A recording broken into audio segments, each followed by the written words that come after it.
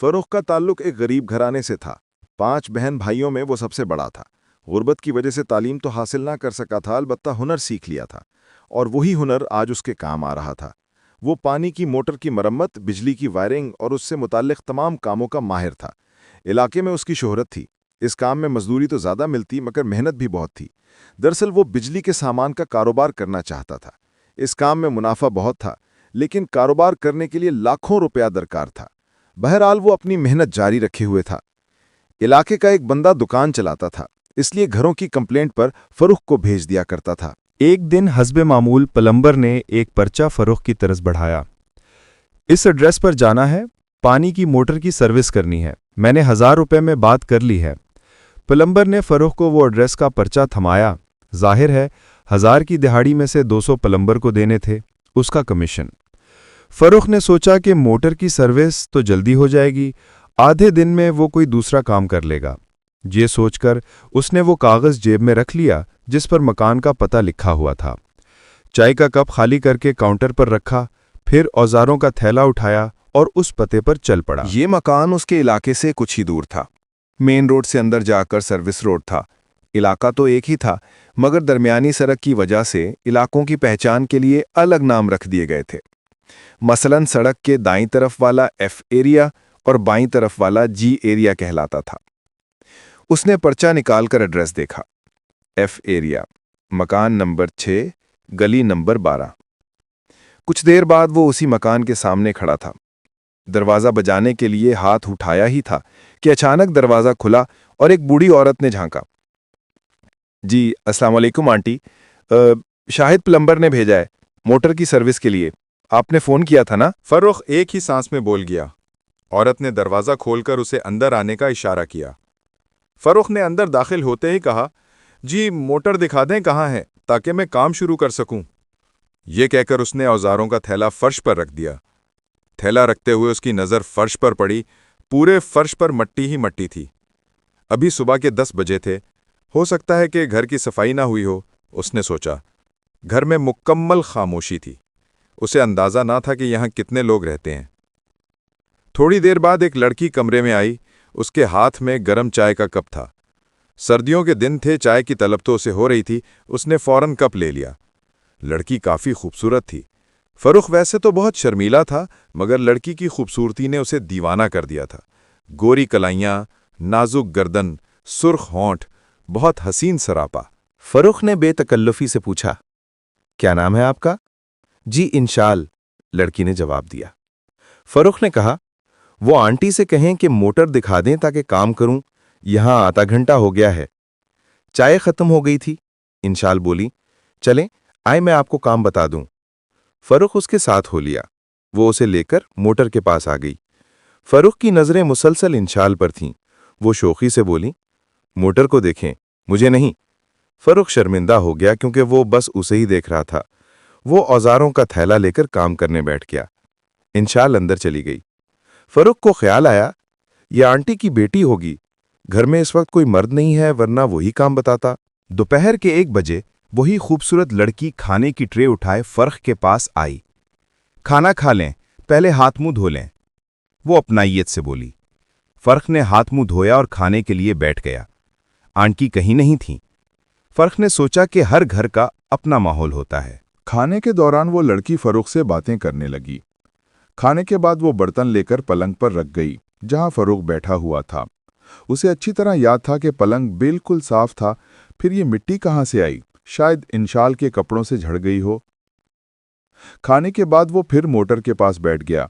कुछ देर बाद इंशाल भी आ गई। दोनों बातें करने लगे। फरूख को वो बहुत अच्छी लगी, खुश इखलाक और हंसमुख, मगर घर काफ़ी वीरान और खामोश था। फरूख ने कोई ज़ाती सवाल नहीं किया। अचानक बातें करते करते इंशाल का तवाज़ुन बिगड़ा और वो पीछे की जानिब गिरने लगी। फरूख ने फौरन उसे थाम लिया और वो खुद को संभालकर पलंग पर बैठ गई और फरूख का शुक्रिया अदा किया। फरूख वापस मोटर के पास आया तो उसने अपने हाथों में करकराहट महसूस की। गौर से देखा तो बहुत सारी मट्टी उसके हाथों पर लगी थी, खास तौर पर वहां जहां उसने इंशाल को थामा था। अब कोई शक की गुंजाइश नहीं थी, ये मट्टी इंशाल के अंदर से गिर रही थी। फरूख के सामने इंशाल बैठी थी। उसके चेहरे पर बेबसी के तासुरात थे। फरुख ने महसूस किया कि उसके दिल की धड़कन तेज हो गई है। घर का दरवाज़ा बंद था और दोनों सहन में थे। दिन के बावजूद रोशनी बहुत कम थी। फरुख वहशत भरी निगाहों से घर का जायज़ा ले रहा था। वीरानी, खामोशी और मट्टी, सब कुछ गैर मामूली लग रहा था। इंशाल बोली, मैंने तुम्हें बताया था कि मैं यहाँ अकेली हूँ। फरुख की समझ में आ गया कि वो किसी आसीब के चक्कर में फंस गया है।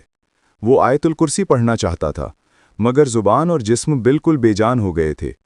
इंशाल इसके करीब आई और कान के करीब मुंह लाकर बोली, मैं तुम्हें नुकसान नहीं पहुंचाऊंगी अगर तुम मुझे दोबारा मिट्टी में मिला दो। फरुख को समझ नहीं आया, मगर इंशाल का दोस्ताना अंदाज देखकर उसकी सांसें बहाल हो गईं। वो आहिस्ता से बोला, मुझे क्या करना होगा? इंशाल ने उसे बाजुओं से पकड़कर पलंग पर बिठाया और बोली, मैं जिनजादी इंशाल हूँ। हमारा कबीला कब्रिस्तानों का मकीन है। हम हजारों साल से कब्रिस्तान में रहते हैं। बौसीदा हड्डियाँ और अगरबत्ती की खुशबू हमारी खुराक हैं। आज के ज़माने में लोग दौलत और ताकत के हसूल के लिए काले जादू के अलावा रूहों और जिन्नात को ताबे करने की कोशिशें करते हैं। ऐसा ही एक बेरोज़गार आदमी जिसका नाम असलम था, वो कब्रिस्तान में आकर अमलियात करने लगा। दरअसल वो ताकतवर रूहों को अपने ताबे करना चाहता था ताकि उनके ज़रिए अमीर बन सके। अमलियात के दौरान उसने जिन्नात की मौजूदगी महसूस कर ली। वो जानता था कि कब्रिस्तान के जिन्नात बहुत ताकतवर होते हैं। उसने मालूम कर लिया कि जिन्नात टूटी हुई कब्रों में मस्कन बनाते हैं। उसने एक खतरनाक तावीज़ तैयार किया और उस कब्र में रख दिया जहां इंशाल का ठिकाना था। वो रोज़ आकर पढ़ाई करता ताकि इंशाल को हाजिर कर सके। इंशाल का जिस्म ठंडा पड़ रहा था और ताकतें कम हो रही थीं। वो किसी की गुलाम नहीं बनना चाहती थी। गुलामी की ज़िंदगी बहुत तकलीफ़देह होती है। तावीज़ के असर से बचने का वाहिद हल ये था कि वो अपना मस्कन छोड़कर दर बदर हो जाए। उससे सबसे बड़ा फ़ायदा ये होता कि असलम का अमल टूट जाता और वो कबीले वालों को कैद नहीं कर सकता था। इंशाल ने बिल्ली की शक्ल इख्तियार की और कब्रिस्तान से बाहर निकल आई, मगर तावीज़ का असर था, ज़्यादा अरसे तक किसी एक शक्ल में नहीं रह सकती थी। आखिरकार ये मकान वीरान और खाली था।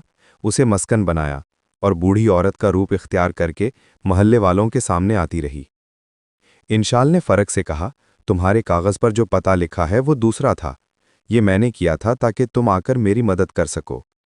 मेरे जिस्म से गिरने वाली मट्टी की वजह यह है कि मैं कब्रिस्तान की बासी हूँ। अगर तुम तावीज़ और कीले निकालने में मेरी मदद करोगे तो मैं तुम्हें मालामाल कर दूंगी। फ़र्क ने एक लम्हे में फैसला कर लिया कि वो ये काम करेगा। अगर वो इनकार करता तो इंशाल किसी और आमिल को दौलत के बदले तैयार कर सकती थी। इंशाल फ़रख का हाथ पकड़कर बाहर ले आई। कुछ दूर चलते ही फ़रख को गहरी नींद आने लगी, मगर वो चलता रहा। चंद मिनट बाद नींद अचानक गायब हो गई। सामने पुराना कब्रिस्तान मौजूद था। जिनजादी अब वहां नहीं थी। अब जो करना था उसे अकेले करना था। कब्रिस्तान में सन्नाटा था, मगर दिन की रोशनी ने उसे हौसला दिया। उसने अल्लाह का नाम लिया और कब्रिस्तान में कदम रखा।